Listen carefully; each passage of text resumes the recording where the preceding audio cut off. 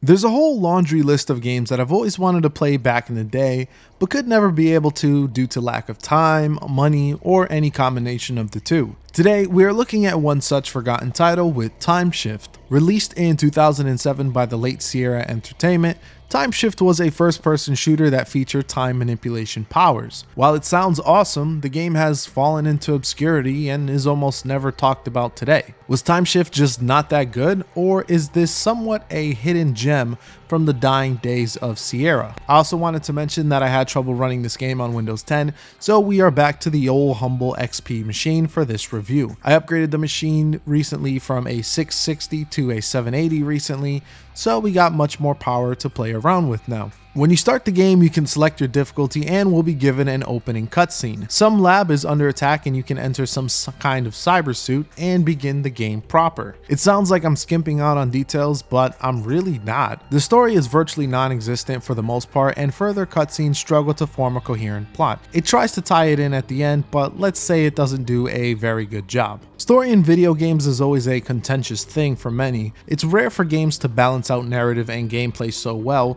with only a handful of lone exceptions. Skimping out on a story may be forgiven if you are going to give the boomer shooter route, but this is not what Timeshift aims to do. It falls in a similar vein of Halo and Call of Duty, with your health regenerating and a limited amount of weapon slots. In a post-Half-Life world, it's hard to compete without a story unless the gameplay is just that much better. And as for the gameplay, it is what you would expect for a first-person shooter of the time. You have an objective, which is hard to miss as the game is ultimately a linear corridor shooter. It's all about getting to the end of the level and shooting at the enemies that get in your way. The weapon list is rather small at 9 guns in total, although many weapons have both primary and secondary firing modes for additional versatility. One of the staple weapons that deserves to be mentioned is the Thunderbolt. This is a crossbow that shoots explosive bolts. This can be deadly as a headshot and can also be used to blow enemies away. It's one of the best weapons to use in the game. While the Thunderbolt is nice, there is one weapon that stands head and shoulders above it, and that is the Hellfire. The Hellfire is basically a combination of an SMG and a flamethrower, with the twist of the bullets being fire infused. Out of all the weapons I have ran across, this has easily been the most effective. You can shoot from quite a decent range as well as use the flamethrower for the alternative attack. Either way, watch your enemies catch on fire and beg for mercy. Great stuff. Like a lot of linear first-person shooters of the time, Timeshift does to try to mix things up as much as possible. For one, you do have your turret sections that are pretty standard and what you would expect. Basically, shoot as much as you can with the added time manipulation to make this easier. These are fine, although the vehicles you get in this game are utterly trash. For some reason, there's this huge delay when you try to accelerate, turn, or brake. It ultimately feels clunky and it's hard to really get any sort of control. This is especially bad when physics come into play and you hit a bump on the road or a pebble on the side. Honestly, these vehicle sections could have been removed entirely and the game would have been better off without them. For what this game ultimately advertises, let's talk about the time powers. Thanks to your cyber suit, you are able to slow down, pause, and reverse time. Thankfully, it's more than just a gimmick, as you have many benefits in terms of puzzles and combat. For example, one of my favorite strategies is to slow down time and to run up with the shotgun and blast everyone away with the alternate fire mode,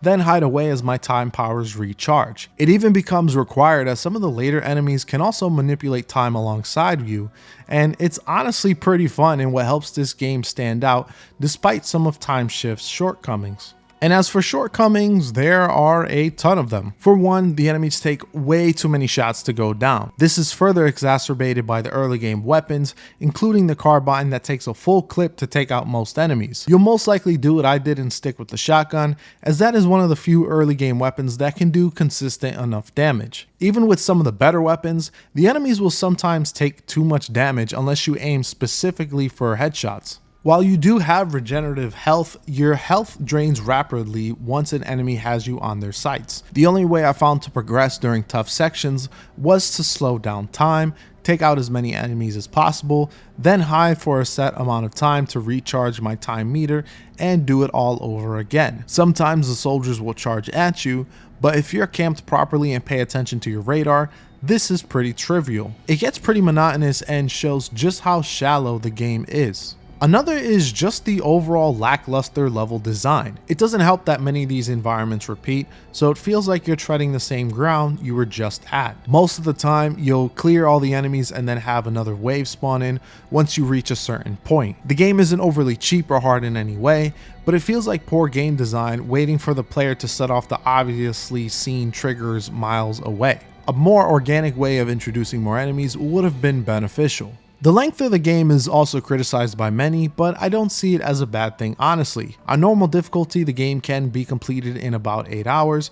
I completed it in about 6 hours and 30 minutes. If it was any longer, it probably would have made the campaign feel even more drawn out and poorly paced. Also, if you buy the game on sale for $10 instead of the full $20, this is a more reasonable price, especially since the game doesn't have much in the way of replay value. Unless you really want to beat this game again on a higher difficulty or something, it's a bit of a hard sell at full price for a game of this age. While the game does ultimately feel forgettable, I do like the fact that you have quite a bit of unlocks to get as you progress through the campaign. Stuff like concept art and tracks from the game are always cool little features I like to see. It doesn't end up saving the game or anything like that, but I do appreciate the effort here.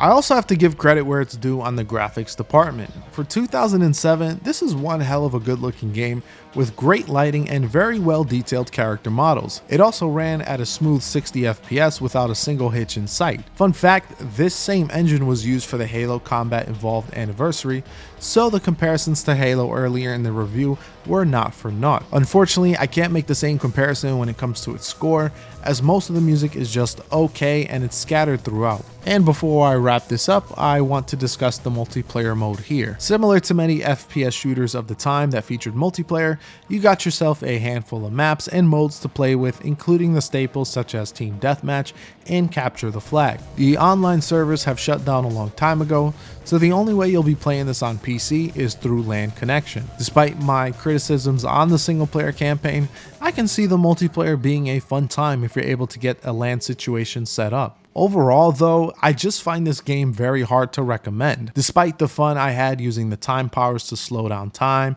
pause time, and the classic reverse, the overall gameplay is just too unsatisfactory for me to fully enjoy it. The enemies take way too many hits, the story is barely coherent, and the level design ends up becoming lazy. Despite the always fun idea of time manipulation, Timeshift fails to shift into any sort of second gear and ends up being another derivative Halo clone of the time. A hard lesson here, but sometimes the thoughts of a game are better than when you actually play it.